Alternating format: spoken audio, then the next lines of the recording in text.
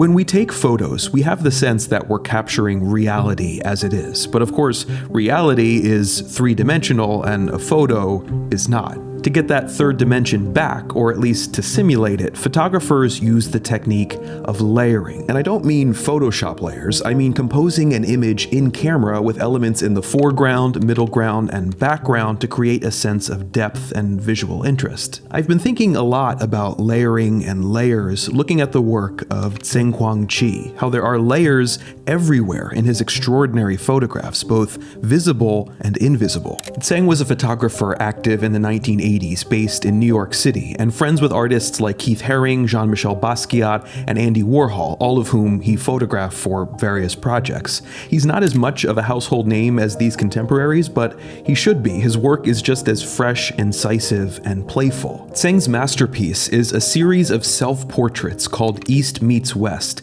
taken from 1979 to 1989, in which he poses in a Mao suit in front of American and international landmarks and landscapes. Landmarks like the Hollywood sign, the Golden Gate Bridge, the Eiffel Tower, and the Statue of Liberty. Tseng layers these photos to put himself, or the character he's playing, who he called the Ambiguous Ambassador, into a dramatic relationship with these national icons, and he's asking us to consider and interrogate this relationship. I mean, if you knew absolutely nothing about this series, how would you make sense of these photographs? Maybe you'd think this was a real Chinese diplomat getting snaps of himself at famous US tourist sites. In 1979, that wouldn't have been a totally unreasonable assumption. The eyes of Texas were on Deng Xiaoping today, as the Chinese vice premier continued his tour of this country. That year, the new Chinese leader Deng Xiaoping made a historic visit to the United States, the first official visit of a Chinese leader since the founding of the People's Republic of China in 1949. The trip symbolized a turning point in relations between the two countries after decades of hostility, indicating Deng's desire to open up China for a new era of economic and cultural exchange. Much like the Ambiguous Ambassador, Deng toured the US, visiting DC, Atlanta, Seattle. He even went to a rodeo in Texas where he was presented with a cowboy hat, another icon of American culture,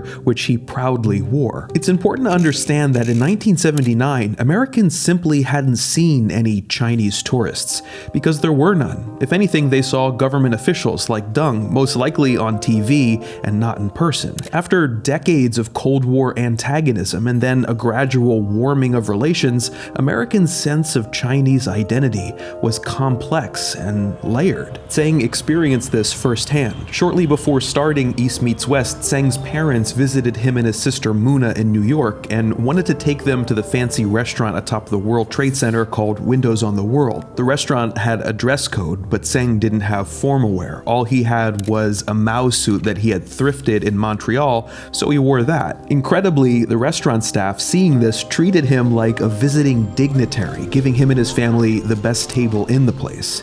In this experience, seeing how differently he was treated based on his attire, East Meets West was born. By putting on the Mao suit, Tseng activates in the viewer this deeply layered perception of Chinese identity, just as he sparked a reaction in the restaurant staff. Equally layered is the suit itself. I've been calling it the Mao suit because in the West, it's most associated with Mao Zedong, founder and first leader of the People's Republic of China. But a more correct name is the Zhangshan suit, named after Sun Yat-sen, leader of the 1911 revolution that overthrew the Qing dynasty and ended 2,000 years of imperial rule in China. Sun was looking for a modern form of dress that separated itself from the Manchu robes of the Qing dynasty, settling on a design partly inspired by Japanese cadet uniforms.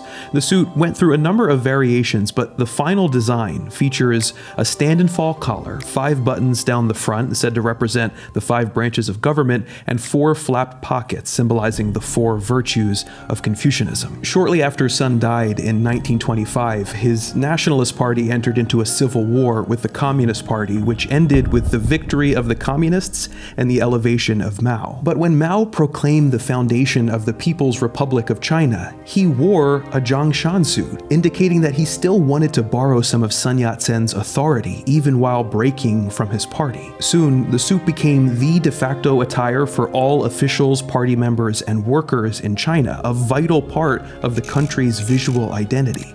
When Tseng wears the Zhongshan suit in East Meets West, he's wearing all of its many historical layers, and he's setting that potent symbol against the symbols in the background of his photos, symbols of America's engineering triumphs, its economic power, its cultural influence, symbols of opportunity, symbols of despair. What do these symbols of national identity mean to Americans? What would they mean to an actual Chinese dignitary of Mao's era or Deng's era? What do they mean to the ambiguous ambassador, this mysterious tourist? And what do they mean to Tseng Kwong Chi, the artist who's put himself in the foreground of all these photographs, but at the same time has hidden himself under all these interacting layers of meaning? Tseng was born in Hong Kong in 1950 when it was still controlled by the British. His father had been an officer in the Chinese Nationalist Party and fled the country when the communists took power. When he was 16, Kwong Chi's family moved to Canada. Later, he went to Paris to study painting, but soon gave it up for photography. In '79, when he was almost 30 years old, he landed in Manhattan's East Village with his sister, where he met other like-minded artists and began the East Meets West series. Despite the stoic pose in many of his self-portraits, Tseng was playful and lighthearted in person. If you look, there's evidence of that scattered throughout the series, breaking free from the suit, the monuments, the layers of national histories. Tseng's personal history was as layered as any of these things, as you can see, but he didn't want to be defined by unchosen identities. He didn't want to be known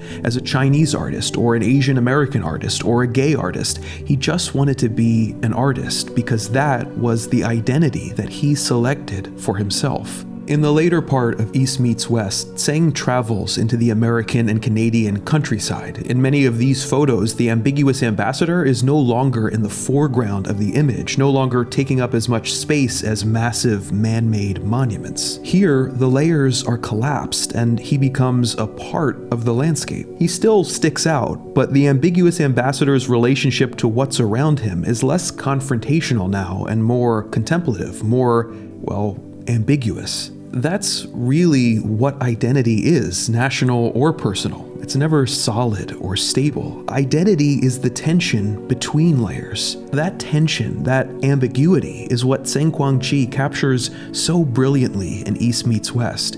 And it's a theme he would have continued to explore had he not died from complications related to AIDS in 1990 at age 39, just 22 days after his friend Keith died of the same thing. Who knows what layers he was going to show us next? It's hard to say because I always wanted to be on the ambiguous. Is this real? Is this unreal? Is this funny or is this serious? Is this a critique or is this a glorification? That way, I think, gives my photographs much broader meaning. You can read it one way or another depending on what you want to see in it. But so far, it has not really been accepted in the mainstream. Although I hope this year it will be.